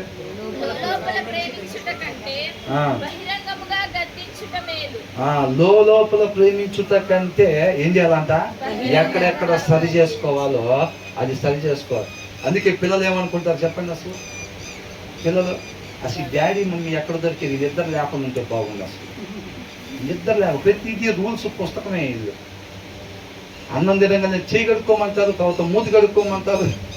ఇవన్నీ రూల్స్ చెప్తారు. వీళ్ళు లేకపోతే ఎగిరే పక్షిలాగా హాయిగా వెళ్ళిపోవాలి. ఆ ఎగిరే పక్షి గురించి కూడా ఒకసారి మాట్లాడుకున్నాం. అర్థమైందా?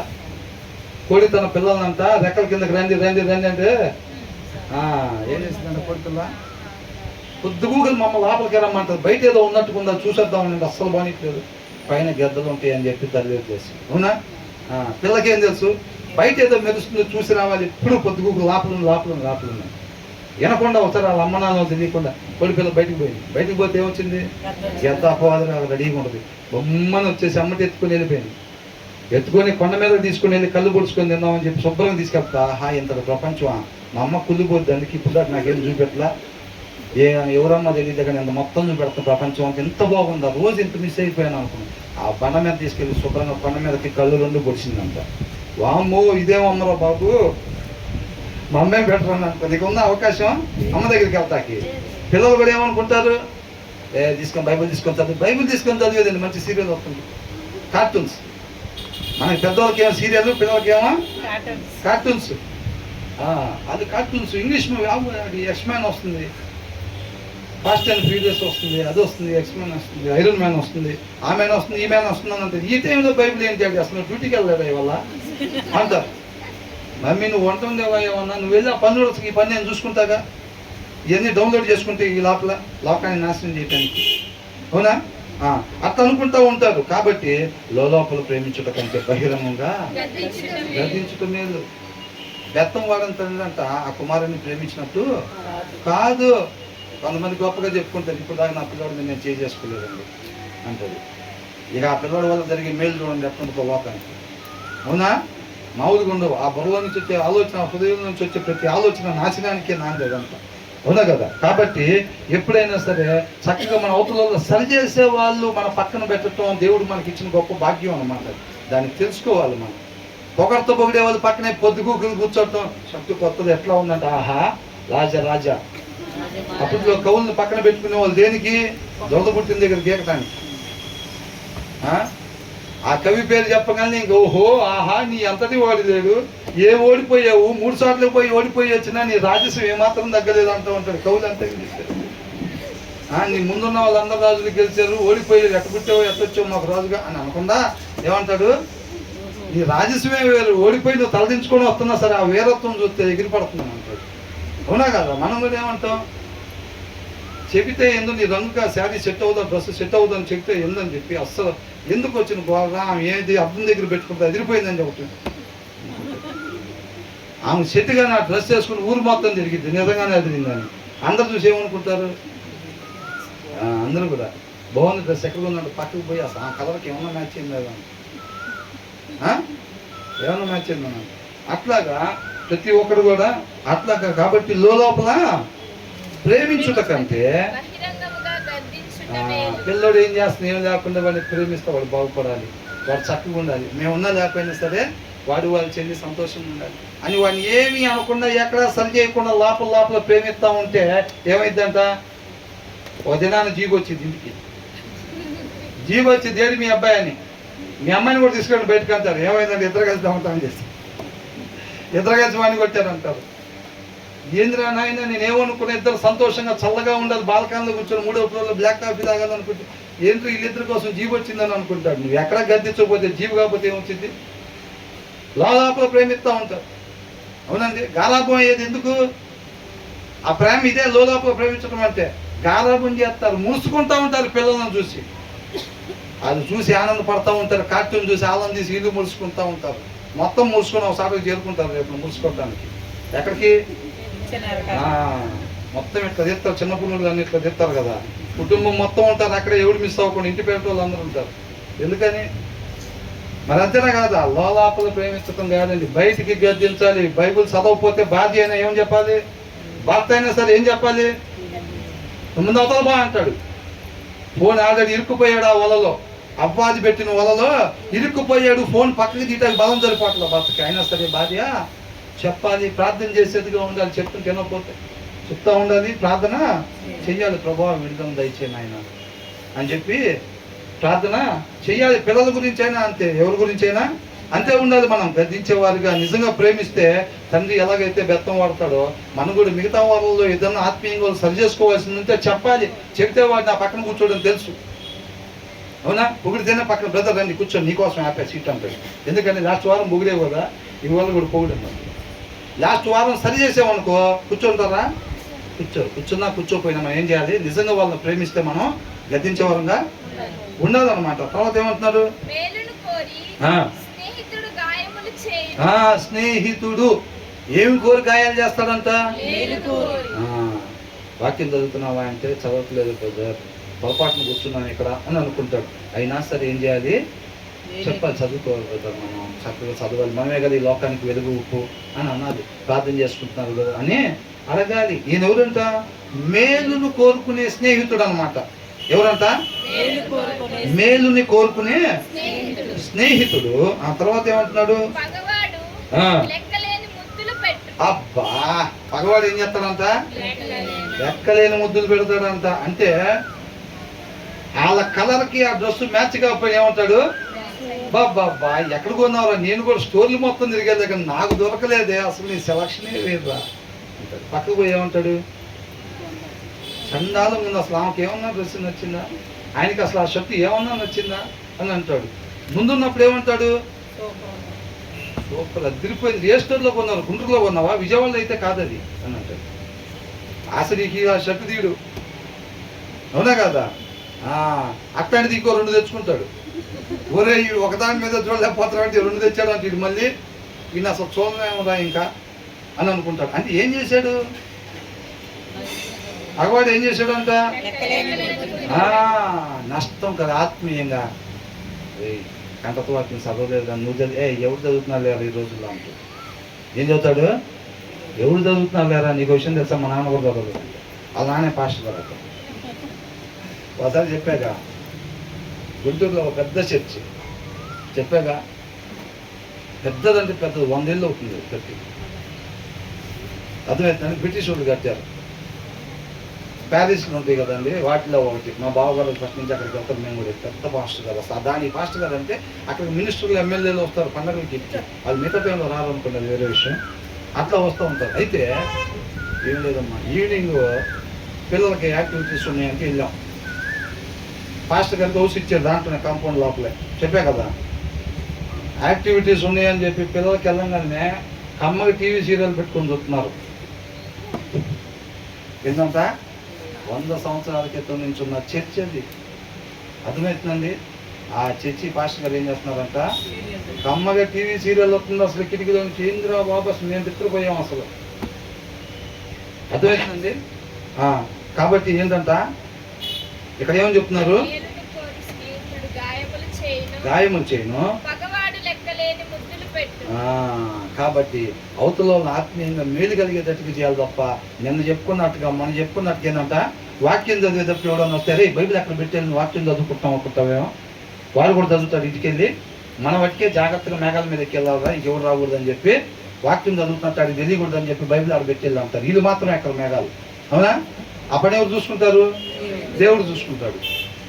ఎవరు ఎక్కినా మేఘాలు వీళ్ళు మాత్రం ఎక్కకుండా దేవుడు చూసుకుంటాడు. ఈ ఆత్మ నశించిపోవటానికి ఇష్టం లేదు. మనమే మన ఆత్మలు మాత్రమే బాగుండాలని అనుకుంటాం. అక్షరాలు ఏరుకుంటూ అధ్యాయాలు చదువుకుంటూ పోతే ఇలాంటి లక్షణాలు ఉంటాయి అన్నమాట. సారాంశం తీసుకునే వాళ్ళు ఎవరు కూడా అట్లాగా అనుకోరు అన్నమాట. కాబట్టి ఆహా ఓహో అని అనకుండా మనం ఉన్నది ఉన్నట్టుగా చెప్పాలి. మనం ఉన్నంత అవును కాదంటే కాదు. నీ లోపల ఏదైతే ఉందో అంతరంగంలో లోపల మట్టి కొండలా పెట్టి బయటికి మాత్రం సిల్వర్ పెయింట్ వేసే వాళ్ళ కాకుండా ఏం చేయాలి, అది ఒకవేళ నిజంగా వాళ్ళకి ఎట్లా బాగుపోతే చెప్పే రీతిగా కూడా చెప్పాలన్నమాట. గదో మీకు ఈ కథ అయితే బాగుంటుంది దీనికన్నా అన్నట్టుగా చెప్పామనుకోండి, వాళ్ళకి అర్థమైంది. ఆత్మీయ జీవితంలో కూడా వాళ్ళు ఏదైతే చెప్పాలో సరి చేసుకునే దాంట్లో కూడా మనం సరిగ్గా చెప్పే వారంగా ఉండాలన్నమాట. అంతే తప్ప అబద్ధాలు మనం చెప్పకూడదు. ఈ సత్యం అనే వెలుగు మనం ప్రకాశింపజేసే వారంగా ఉండాలి తప్ప కొంతమంది వేసుకున్నట్టుగా మనం ఆత్మీయ ముసుగు వేసుకునే వారంగా మనం ఉండకూడదు అన్నమాట. కాబట్టి లోపల ప్రేమించడం కంటే నువ్వు నిజంగా ఒకరిని ఇష్టపడితే వాళ్ళలో ఏదైతే సరి చేసుకోవాలని వాక్యంలో ఉందో, మనం రోజు వాక్యం చదువుతూ ఉంటాం కాబట్టి దాంట్లో ఏదైతే ఎదుటిలో కనపడిందో సరి చేసుకోవాల్సింది వాళ్ళకి మనం నిజంగా చెప్పే వాళ్ళంగా ఉండాలి. వాళ్ళు సరి చేసుకుంటే ఏమవుతారు, రేపు వాళ్ళు కూడా తండ్రి దగ్గరికి ఉంటారు, మనం కూడా తండ్రి దగ్గరికి ఉంటాం. నువ్వు ఒకరికి మేలు చేసినప్పుడు దానికి తగ్గ ఫలం దేవుడు ఇవ్వకుండా వదిలిపెట్టడు. అది మాటే కావచ్చు, క్రియ కావచ్చు, ఏదైనా సరే. అర్థమైందండి? కాబట్టి తర్వాత ఏమంటున్నారు,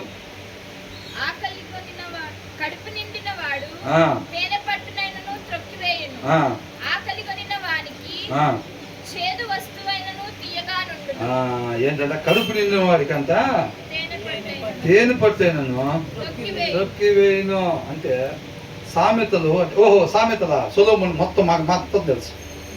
కొంతమంది ఏంటంట ఆది కాండం, ఓకే ఆది కాండం అబ్రహాం గురించి మాకు మొత్తం తెలుసు. ఎవరిది అందరూ? దావీదు గురించి మొత్తం తెలుసు, పుట్టిన దగ్గర చచ్చిపోయిన దాకా. ఆయన ఎవరికి పుట్టాడు, ఎట్లా పెరిగాడు, గొర్రెలు కాసాడు, రాజు అయ్యాడు, తర్వాత ఎట్లా అయ్యాడు, తర్వాత ఏడ్చుకుంటూ చెప్పులు తల మీద పెట్టుకుని కొండెక్కాడు, తర్వాత మళ్ళీ దేవుడు అక్కడికి నడిపించాడు, మళ్ళీ ఎట్లాగా. అంతంలో ఆయన హృదయం దేవుడికి అంగీకారం ఉంది. ఓకేనా? అంతవరకేనా? ఇంకా దావీదు గురించి ఇంకేమో కొత్త చెబుతారా మీరు? చాలా మంది ఉన్నారు కడుపు నిండిన వాళ్ళు.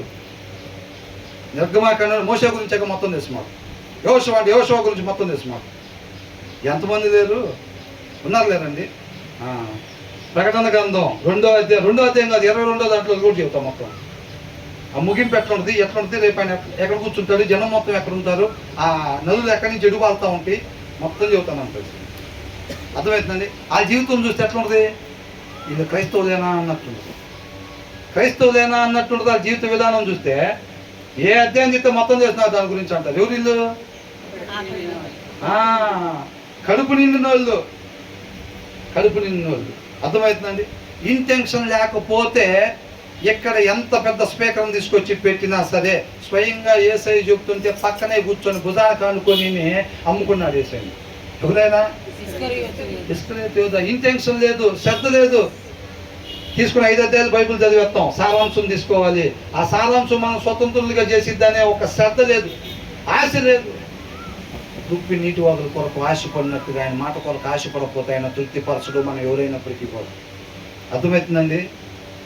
ఆశపడ దుప్పి నీటి వాదుల కొరకు ఎట్లా ఆశపడిద్దండి? అది దొరికితే తాగుదాం, లేకపోతే లేదు అనుకునిద్దా? తాగకపోతే నా చచ్చిపోతాయి ఇప్పుడు. అవునండి? ఎడారిలో నీళ్ళ కోసం దుప్పెట్టిద్దంట. అట్లాగా అవి తాగకపోతే మాత్రం ఇప్పుడు నా ప్రాణం పోయింది. కాబట్టి మనిషి రొట్టె వల్ల కాదు దేవుడి నోట నుంచి వచ్చే ప్రతి మాట వలన బ్రతుకుతాడు. జీవాన్ని తీసుకొచ్చేది నేనే మార్పు. అర్థమవుతుందండి? దీన్ని చదవాలి. ఆ ఇంటెన్షన్తో, ఆ శ్రద్ధతో, ప్రభువా ఇది నన్ను బ్రతికించింది నాయన, నీ కృపను బట్టి నన్ను ప్రేమించి ప్రభువా ఈ మార్గాన్ని నా ముందుంచావు.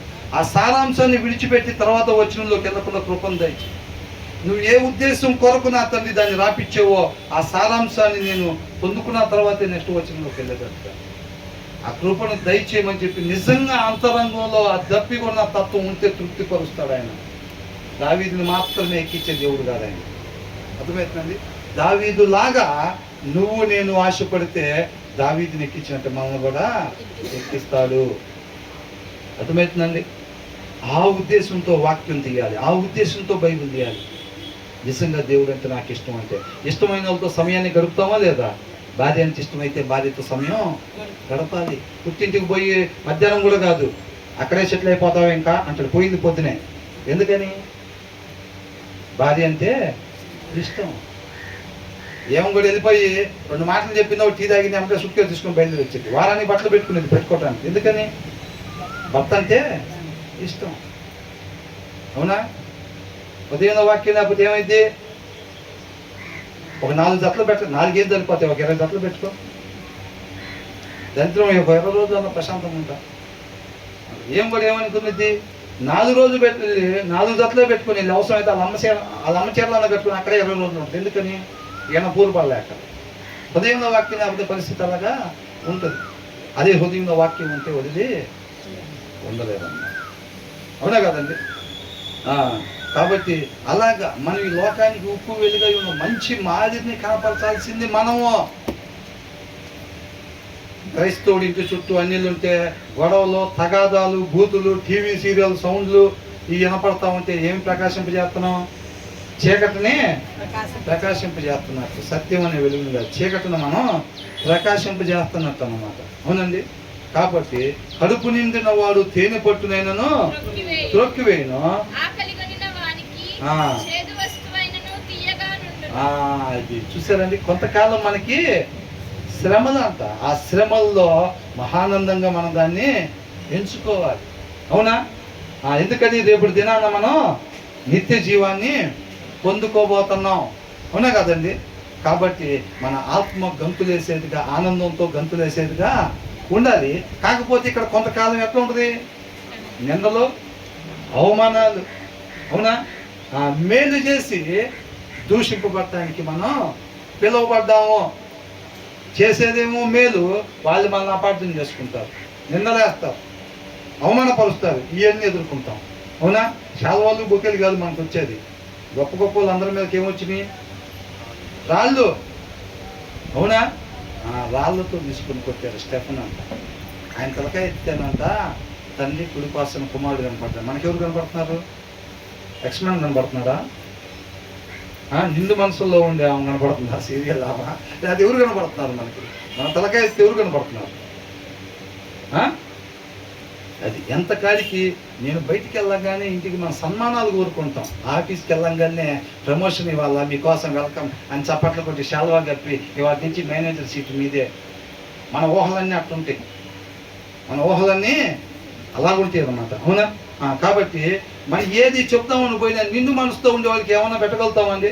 ఒక నిండు పాత్రలు ఆల్రెడీ దీన్ని నింపుకొచ్చాం అనుకోండి, ఒక పాత్ర నిండా బియ్యం నింపుకొచ్చాం, దాంట్లో ఏమైనా పెట్టడానికి అయిద్దా? అవదు. కాబట్టి ఏమనుకుంటాం మనం? ఆల్రెడీ మొత్తం చేసి నేను జ్ఞానిని కదా అని అనుకోకూడదు. అట్లా అనుకునేవాడు ఎంత భయంకరుడో ముందు వచ్చిన వాళ్ళు మనం చూసాం. మూర్ఖుడినన్నా మార్చొచ్చులే కానీ నేను జ్ఞానిని కదా అని అనుకునేవాడిని మార్చలేమో అని అంటున్నారు. అర్థమవుతుందండి? కడుపు నిండిన వాళ్ళు అంటే వాళ్ళు. జ్ఞానవంతుడు ఏం చేస్తాడంటే ఎవరైనా చెప్పినప్పుడు ఆ జ్ఞానానికి ఇంకా దీన్ని యాడ్ చేసుకుంటాడు. అర్థమవుతుందండి? కడుపు నిండిన వాడికి ఏం యాడ్ చేస్తాం?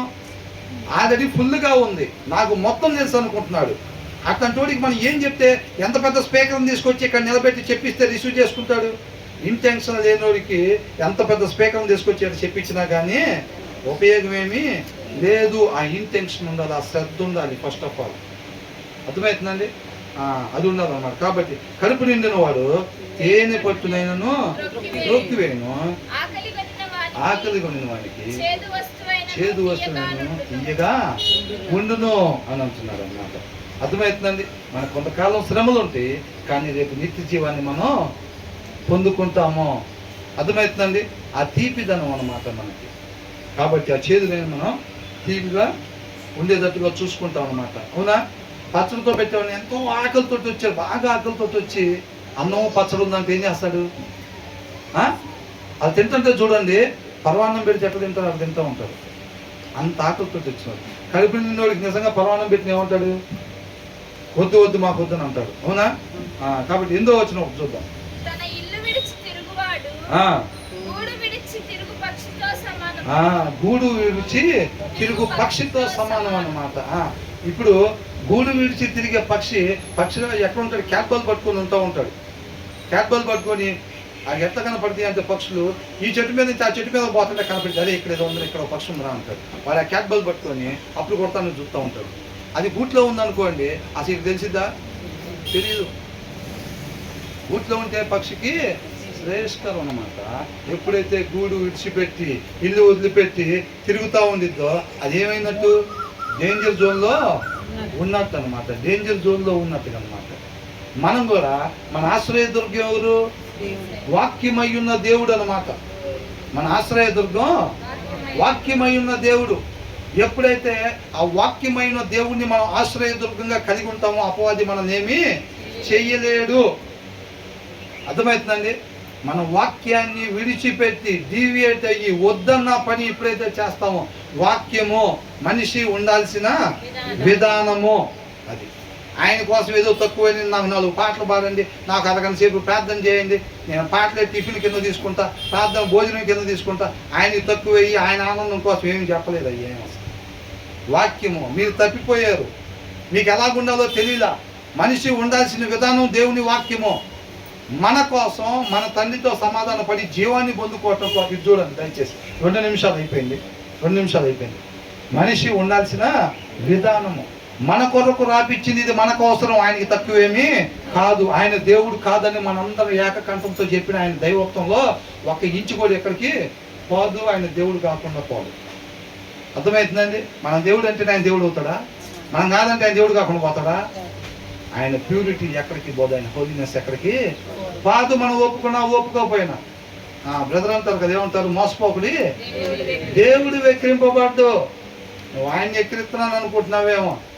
రాయి అంట దొర్లిచ్చినోడి మీదకే వచ్చిద్దంట, గుంట తీసిన వాళ్ళే దాంట్లో పడతారని. నువ్వు ఎవరినైతే ఎక్కిరిద్దాం అనుకుంటున్నావో, ఎవరి ముందైతే ముసుగేసామో, వీళ్ళ ముందు నటిద్దాం, వాళ్ళ ముందు నటిద్దాం, ఇంటి పక్కన వాళ్ళ ముందు నటిద్దాం, ఫెలోషిప్లో పక్కన కూర్చున్న వాళ్ళ దగ్గర నటిద్దాం. నువ్వు నటిస్తున్న పక్కన కూర్చున్న వాళ్ళ దగ్గర కాదు, స్వయంగా ఆయన ముందే నటిస్తున్నావు అంతే. బాగానే మేనేజ్ చేసేమే, బాగానే అని అనుకుంటాం. మన ముందే నిలబడి ఉన్న వ్యక్తి ఆయన కన్నా ముందు దేవుడు ఉంటాడు. మనం ఆయన ముందు నటిస్తున్నాం, ఆయన ముందే వేస్తున్నాం కుప్పి గంతులని. సిల్వర్ కోటింగ్ ఆయన ముందే వేసి నిలబడ్డాం. ఆయనకి తెలియదు అది మట్టి కొండో సిల్వర్ కొండో. మరి ఎందుకు ఆ దొంగ ప్రయాసం వ్యర్థం కదా? మరి ఎన్ని రోజులు బైబిల్ చదవకుండా వచ్చి praise lord brother, praise lord sister, వాళ్ళు మనం నడకముందే మనమే వాక్యం చదివారని అడిగితే అయిపోయింది, మనం నడకుండా ఉంటారు. ఈ దొంగత సౌలు తెలియట్లని ఎప్పుడు చూపెడతాం? ఆయనకు అంతరంగం తెలిసినోడు కదా. అవునా? అసహించుకుంటాడు కదా. ఆ బయట కోటి ఆత్మీయ కోటి వేసుకుని వారం మొత్తం మన ఇష్టాన్ని నెరవేర్చుకుని వచ్చి ఇక్కడికి వచ్చి praise lord brother, praise lord sister, ప్రార్థన సిస్టర్ ప్రార్థన చేస్తారని ఓ ఇంకెళ్ళిపోయింది. ఇక్కడి నుంచి ఇంకేం లేదు. జమ్మూ కాశ్మీర్ దగ్గర నుంచి కింద కన్యాకుమారి దాకా వెళ్ళిపోతాం. పాట పాడమంటే ఇంకేం లేదు, లోతుల్లో ఉండే పాటలు చెప్తారు. ఇక నాలాంటి వాళ్ళు చెప్పమంటే ఇంకేం లేదు, ఇక ఎవడు చెప్పిన వాక్యాలు చెప్పాలి మనం అనుకుంటాం. అవునా? అతను వారం మొత్తం మన ఇష్టానుసారంగా ఉండి ఇక్కడికి వచ్చి మనం చేసే ఏ ప్రార్థన ఆయన ఆలకిచ్చే జవాబీడు, ఏ పాట కూడా ఆయన మహిమ పరచదు. అర్థమవుతుందండి. ఎవడు రమ్మన్నారు మిమ్మల్ని నా చర్చల కన్నా? మీరు తీసుకొచ్చే కానుకలు చూస్తే నాకు అసహ్యం పడుతుంది అంటున్నారు. మీ చేతులు చూస్తే ఎర్రటి పాపాలు. అర్థమవుతుందా? మన వారం మొత్తం మన జీవించొచ్చిన విధానం అన్నమాట. మనం ఇక్కడికి ఏది వచ్చినా కానీ, ఎలాగొచ్చినా కానీ ఆయనకు అంగీకారంగా హక్ చేసుకుని ఆయన లోపలికి పంపించేటట్టుగా, నా కుమారుడారా నీ కోసం శ్రేష్టమైంది పెట్టాను ఇక్కడ వాక్యం, దేవుని వాక్యం. అవునా? తల్లి దగ్గర సమాధానం పరిచేది విలువైంది. లోపల ఎంతకన్నా విలువైంది లేదు. చెత్త, వెండి, బంగారాలు, పలుకుబడులు, పదవులు, వాటి గురించి కాదు, నీ కోసం విలువైన తీసుకొచ్చి పెట్టా. నువ్వు వెతుకుతున్నా దాన్ని, నిత్య జీవాన్ని ఇస్తానని వాగ్దానం ఇచ్చా కదా, తీసుకొచ్చి పెట్టా దాని బాట నీ ముందు. నువ్వు వారం మొత్తం నాకు నచ్చినట్టుగా ఉన్నావు కదా. నాకు నచ్చినట్టుగా అంటే ఆయనకి నచ్చినట్టుగా అంటే ఏం లేదు. మనిషి ఉండాల్సిన రీతిగా మాత్రమే ఉండటమే ఆయనకి నచ్చినట్టుగా, అంతే. ఆయన కోసం ఏదో చేయమని చెప్పట్లా మనం. మనిషి ఉండాల్సిన విధానం. రేపు నిత్య జీవనం ఎట్లుంటుంది అనుకున్నారు? ప్రతి ఒక్కళ్ళు క్రీస్తు వల్లే ఉంటారు. అర్థమవుతుందని నిస్వార్థమైన ప్రేమ. అస్సలు అది మిస్ అయితే సమస్తం మిస్ అయిపోయినట్టు. వర్ణించలేం, వివరించలేం. ఎంత పెద్ద పాస్టర్ గారైనా సరే, ఎంత చెప్పినా దాంట్లో 0.1% కూడా చెప్పినట్టు కాదు. అలా ఉండిద్ది తండ్రి దగ్గర రేపు జనాలు నిత్య జీవంలో. అర్థమవుతుందండి. కాబట్టి మనం ఏ ఒక్కరం కూడా మిస్ కాకూడదండి అది. కాబట్టి దానికి మార్గం వాక్యమే. ఇక్కడ 4 మాటలు కాకుండా ఇంటికి వెళ్ళి చక్కగా మనం శ్రద్ధ పెట్టి చదివితే ఆయన ఏ ఒక్కరిని కూడా త్రోసివేసేవాడు కాదు. నేడే రక్షణ దినం, రేపు మనకు ఉందో లేదో తెలియదు. ఆయన కృపను బట్టి రేపు కూడా ఇచ్చాడు అనుకోండి, ఉండేది ఒకటే విధానం, ఆయన చిత్తానుసారంగా ఉండటమే. ఇవాళైనా రేపైనా ఎల్లుండి ఆయన కృపను బట్టి మనకి ఇస్తే ఆయన హృదయ ఆలోచన చొప్పున మాత్రమే దాన్ని గడపటమే నా జీవిత విధానం తప్ప వేరొక విధానం నా జీవితంలో లేదు. నా ఇంటి పక్కన వేయచ్చు 3 ఫ్లోర్లు, నా ఇంటి వెనకాల బెంచ్ కారు కొనొచ్చు కాక, నాకంటూ ఒక విధానం ఉంది. అది వాక్యాన్ని అనుసరించటం తప్ప వేరొకటి లేదు, అంతే. ఇంకా తన ఇల్లు విడిచి తిరుగువాడు గూడు విడిచి తిరుగు పక్షితో సమానము. మన నివాసము ఆయన ఆశ్రయదుర్గం. వాక్యమే మన నివాసం. దాంట్లో వద్దు అన్నది చేస్తే మనం గూడు విడిచి తిరుగుతున్నట్టే. అర్థమవుతుందండి. వాక్యంలో వద్దు అన్నది మనం చేసామనంటే గూడు విడిచి తిరుగుతున్నట్టే. అపవాది అటాక్ మనకి చేస్తాడా లేదా? వాక్యం ఉంటేనే అపవాది మనం టచ్ చేయలేడులే. కానీ వాక్యం లేకుండా దావీదు కోట మీద కనపడినట్టు మనం ఆఫీస్లో కనపడిన వదిలిపెట్టడు, ఇంటి దగ్గర కనపడిన వదిలిపెట్టు, తలుపులు మొత్తం వేసుకొని వాక్యం చదవకుండా అత్తగా ఉన్నది, ఆటోమేటిక్గా పడిపోతాం ఆత్మీయ. బయటికి ఎక్కడ పోవసరలా. దావీదు ఎక్కడికి వెళ్ళాడండి పడిపోవటానికి? ఆయన సొంత ఇంటిపైనే పడిపోయాడు. మోషేకి అరణ్యమే ఇల్లు లాంటిది. పడిపోయాడా లేదా? అక్కడే పడిపోయాడు. ఉదయంలో వాక్యం లేకపోతే ఎక్కడైనా సరే ఇష్టం ఎక్కడ పడిపోయాడు? ఏసై పక్కనే ఉండి పడిపోయాడు. అవునా? కాబట్టి మన హృదయంలో ఎనీ టైం దేవుని వాక్యం ఉండాలి. అవునా? కాబట్టి వాక్యము నిత్యము బుద్ధిగల కన్యకులు నూనె ఎలాగైతే కలిగి ఉన్నారో మనం బ్రతికినంత కాలము కూడా ఆయన వాక్యాన్ని మనం యోషువకు చెప్పినట్టుగా ధ్యానిస్తూ ఉండాలి. ఒకసారి చదివేసే బైబిల్ 3 సార్లు చదివా, ఇక చదవాల్సిన పని జీవితకాలం నన్ను కాపాడింది అట్లాగా. ఏసై ఒక్కసారి చేసి వచ్చి అరణ్యంలో ప్రార్థన వదిలిపెట్టాడా 33.5 సంవత్సరాలకి. చివరి దినాన్ని కూడా ఆయన ఎక్కడ పట్టుకున్నారు? ఆయన